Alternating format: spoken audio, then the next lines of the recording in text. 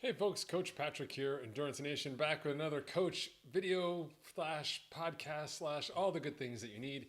Today's topic is going to be near and dear to my heart, near to my town. I've got an athlete here in town who is racing his first run relay ever. For those of you who don't know or not familiar with things like Ragnar or Reach the Beach or Hood to Coast, a running relay is an opportunity for you to band together with a group of other people. It can be same gender, mixed age, specific age. And you basically have to solve the logistical problem of covering a huge distance together while moving across the same geography. So, Reach the Beach is 200 plus miles, maybe 212, I think, or 220. And the net is you've got to be able to get there from start to finish. You've got two vans, each with a team in it. And as you're running through the process of going across, one van's running, the other van's resting, and then you've got to find the intersection. So each van is working to get the timing just right on the athlete. So to get, athlete number 3 on the ground so that when athlete number 2 comes through with the baton or the bracelet, that athlete 3 can take it, pick up athlete 2, take care of athlete 2, then get ahead of athlete 3 to be able to put athlete 4 on the ground, then pick up athlete 3. They go through the process of them running, and then you'll switch vans. So if there's 6 athletes in a van, it might be something like, say a total of like 50 miles or 45 miles, say, so like 1/4 of the distance.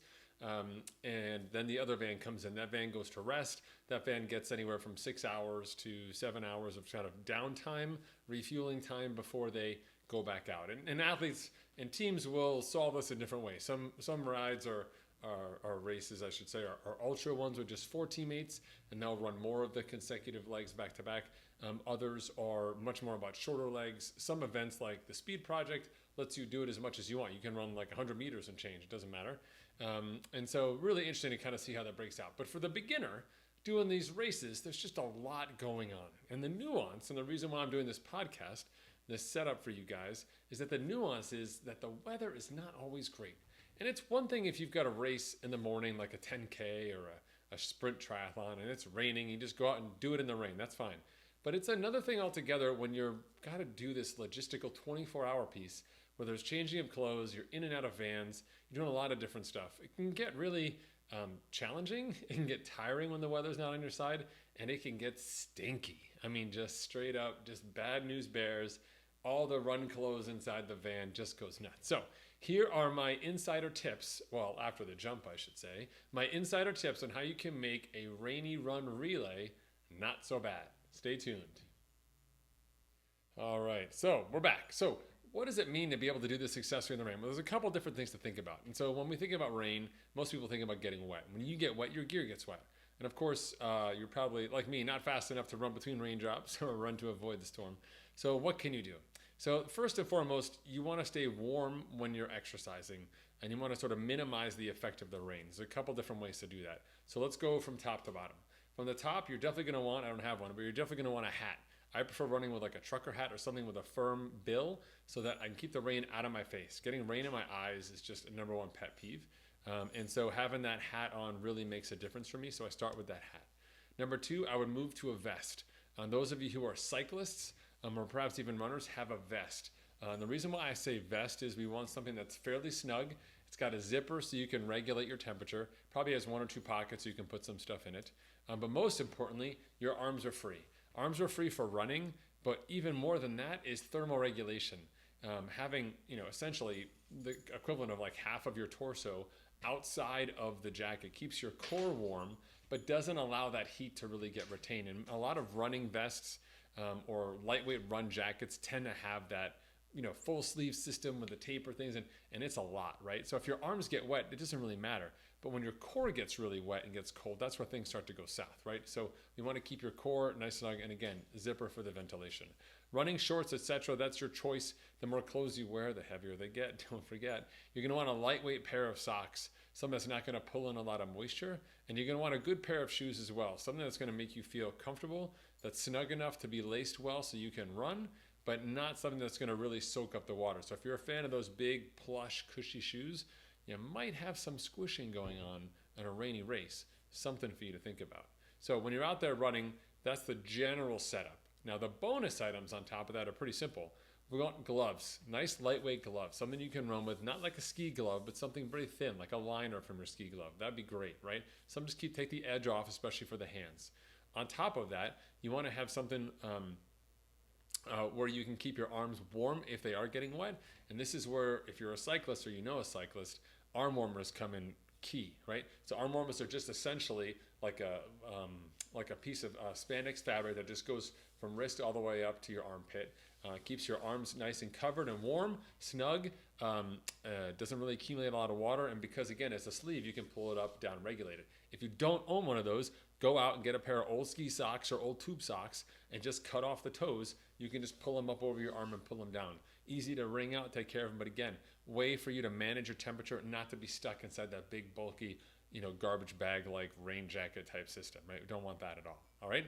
So now that you've run and you've come in from the rain, well, what do you do with all of this beautiful gear that you have on? Well, there's a couple different things that you want to think about just to kind of keep things going. The first and foremost important thing you want to do is get out of all that gear, and you want to get as dry as you can, as quickly as you can. So you want a place where you can take all that gear and put it on the side. You want something where you can say, hey, I'm going to get this gear, I'm going to take care of it in a second, but first I want to get myself dry. So you get a change of clothes, and depending on the number of legs you run or the number of days that you have, you're going to want a different set of gear to have that you can wear, right? Once you've got that gear off, you want to put your dry clothes on, and then we've got to do something with that wet gear. So what can you do? So absolutely you want to wring it out, like get the water out of those clothes, especially if you plan on reusing them. But even if you don't, you just don't want to have a pile of wet, soppy clothes, right? So wring them out, get them dry. One of the greatest tips I've ever gotten on terms of taking care of wet clothes, if you've got a towel, like a beach towel, bring a bunch of different towels, you can lay that towel flat on the ground. This is a great one for you to check out on a YouTube channel so you can see it. We lay that towel out flat on the ground. We put our clothes on top of this, right, all over like that, and then we're going to fold the towel over where we can, and then we'll eventually roll it all up. So we end up rolling up all of our clothes, our socks, our shorts, our top, all get rolled up inside this towel, nice and snug, nice tube, and then we stand on top of the tube. We just step on it, walk all over that thing. It pulls all the moisture out of your clothes and puts it inside the towel. And you roll the towel out, take your clothes off. They are already more than halfway towards being dry, just like that. If you did that and then hung them up for a few hours, they would smell, but they would be dry. So a little power user tip for you right there, okay? Now for your shoes, can't do that with your shoes, right? So what do? The old newspaper trick. Bring some old newspaper with you for this rainy relay run. Stuff your shoes full of newspaper every hour. Get rid of that newspaper, put some newspaper in. That'll kind of pull the moisture out. We'll make those shoes lighter again. And if you do have a situation where you're a little worried about dealing with super soggy shoes or where the rain is continuing, at least you just got some of the moisture out. You're not carrying that weight around, right, at the end of the day. That's ultimately what we want, okay? That's how we can kind of mitigate those costs. So if those run clothes are going away, they go in a garbage bag goes in your duffel bag goes back under the seat. Life is good, you're dry, everything's fine, right? Now, if it's wet and cold, we have some different permutations for you. The number one tip that I have in that regard is getting hand warmers from your ski setup, right? Those things stay warm for like 6 or 8 hours. And you can hold them in your hands when you run. You can put them in your pockets or in your shorts if you need to kind of keep you warm. Again, we don't need a ton of heat to keep ourselves warm. We just need a little something, and something in your hands makes a big difference. Especially you can slide them inside your little liner of a glove that we talked about before. That'll really help you. Okay, all right, so you're going through this process, you're running day and night. Now all of a sudden, sun's gone down, you've got to run, and you've got to run at night. And you're running at night, and you're running in the rain. Well, what does that mean? Well, a bunch of different things to think about. First of all, running at night for something that not a lot of people do, and it's really sort of disconcerting for people to go through it. Most of the runs are on open road, and if you can't, or possible, you can have the van follow you. But if you can, then you got to figure things out. The best setup that you can have is a 2 combination light setup, right? So number one is having a headlamp. Now, if you're wearing that hat with that big brim on it, you won't be able to see the headlamp in front of the road, so you're going to have to turn that hat around. Something for you to think about if you're a big hat wearer. And the second light that you want is a chest setup. There's some great systems available online. It's basically a horizontal harness and then like a shoulder courier strap with a light in the center of your chest. What's great about this is that light, the center of your chest does not move very much. It goes up and down, but it doesn't move very much. Whereas your head goes wherever you're looking, which is helpful. You want to see like, oh my God, is that a like Sasquatch in the bush trying to come to get me? But at the end of the day, we really need a light directly in front of us. And the combination of that light from your head and the light from the center of your chest really illuminates the road in front of you and keeps you running a nice straight path. Super straightforward and simple. And the lights they make these days are crazy durable, like Marine Navy SEAL like quality, pretty durable. So it should be something you can pass from athlete to athlete. You don't all need one, and you keep your running safe. In addition to that, we want some kind of a visibility setup. They're great lightweight setups. One of our team sponsors at Endurance Nation is NOx Gear. And they have sort of like an LED system, which is just really just a super lightweight strand, for lack of a better term, that can change colors and light up and keeps you very visible. And you can even choose different colors. So if there's other people out there with it, you could be the pink people or the red people or the blue people or flashing Christmas tree people or whatever it is you want to be. But that's really helpful, again, just for overall visibility and safety. You want to be able to check in on your runners at the nighttime as well, making sure they're good. So if you are the navigator or you are doing admin in that van as well, make sure you've got a good system set up to be in touch. And one of the ways that we deal with that, which is helpful not only at night, but just during the day as well, is making sure you can track your athletes. Now, I do encourage your athletes to run with something like a phone, because they can turn on any number of apps that will generate breadcrumbs, and then you can follow the breadcrumbs. So before I stop, for me, I use the Road ID app. I go to Road ID, say I'm going to start running, hit the button, it generates a link. I can already have people's names and numbers in there, which are my teammates, or at least the drivers, and I say go, and it sends them a text. The text gives them the link, and then I'm running, and they can see my little breadcrumb trail as I'm running and get updates pretty quickly, every 10 seconds, 15 seconds, just enough they know where I'm at, which is great, because if I know I've got to meet you at the intersection of Route 101 and Jones Street, and you can see where I am on a map and see how fast I'm relatively moving, getting to Jones Street ahead of me is pretty easy for you in a van, because all you're doing is just simple math, as opposed to me just waiting, or you getting there waiting for me and I'm stuck half a mile back. You can see it on my breadcrumb trail, but if you didn't have the breadcrumb, you wouldn't know. So that's a great way to kind of hack the logistical system as well. Now, let's move on to the next phase of your race, which is really the downtime. If you've got a 2-van system and you've got that downtime window in the middle, what do? Well, I'll tell you this, with all the energy, food, and sugar and stuff you're drinking, it's really hard to sleep. But you can do a couple things out. Number one, you want your legs up for sure. So even if you're in the van, you want your legs up. Number two, you want to make sure you try and sleep. The best way that I do that, I have some headphones, and I've got like a random noise generator app, and I listen to that, so I get the sound of waves in my ears, ironically wet like the road outside. But regardless, it's kind of soothing and takes sort of the ambient noise out of the world, because some people will be chit-chatty all night long. Make sure at least I get a power nap or something in there, right? So as you get closer to your rest period, try and avoid consuming caffeine and things like that, so you can find a little bit of downtime. Once you're through that rest period, well, you got to warm up. You got to get ready. The other van's coming in, they're exhausted. You need to do that transition, that handoff, get your van going as well. So one of the neat things you can do is, have something special for that van that just finished. Give them a gift, give them a prize, give them some food, whatever it is, make them happy, give them some hot chocolate, coffee, whatever they love, right? Let them go off and do their thing, and then you're good.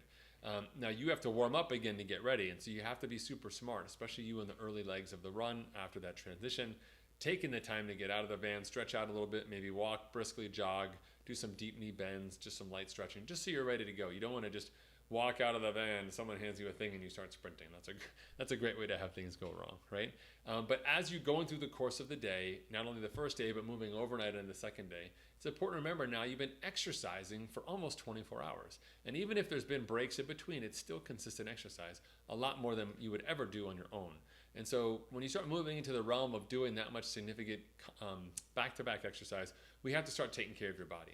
And that means protein post-run. It means good carbohydrates in between. And depending on the length and duration of your individual leg, you may actually need nutrition while you're out there, especially if the temperatures are relatively warm. And so we want to stay on top of the nutrition. The number one thing that breaks down for people is not the motivation, it's not the logistics, it's the nutrition. They just do a bad job of refueling. And the net is by the end of the 24-hour cycle, they're not running anything like they were before. They're just on fumes, they're struggling, motivation is low, there's despair in the air. And most of the time, it's, these people who are doing these races are very resilient. It's just low blood sugar, and you just start acting a little crazy. So have some sugar around. Admin people, put a thing of Snickers in the glove compartment when someone goes nuts, pull out a Snickers and hit them in the face with it. Make sure they eat that first before they start talking about how you're all going to be doomed here on the side of the road in your van because the Sasquatch is chasing you, right? All right, good. Okay, and then as you wrap up, super awesome, you want to celebrate.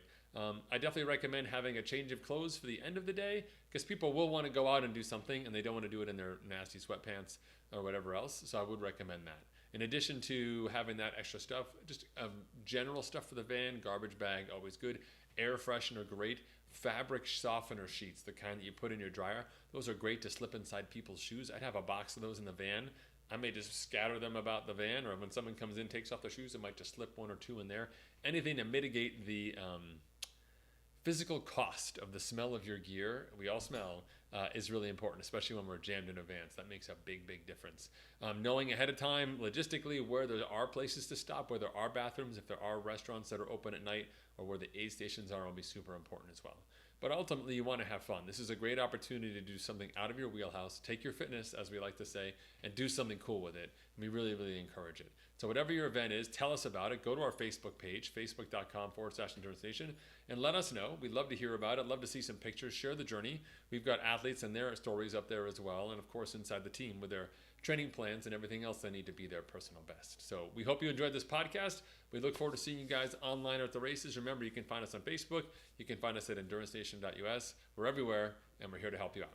See you guys.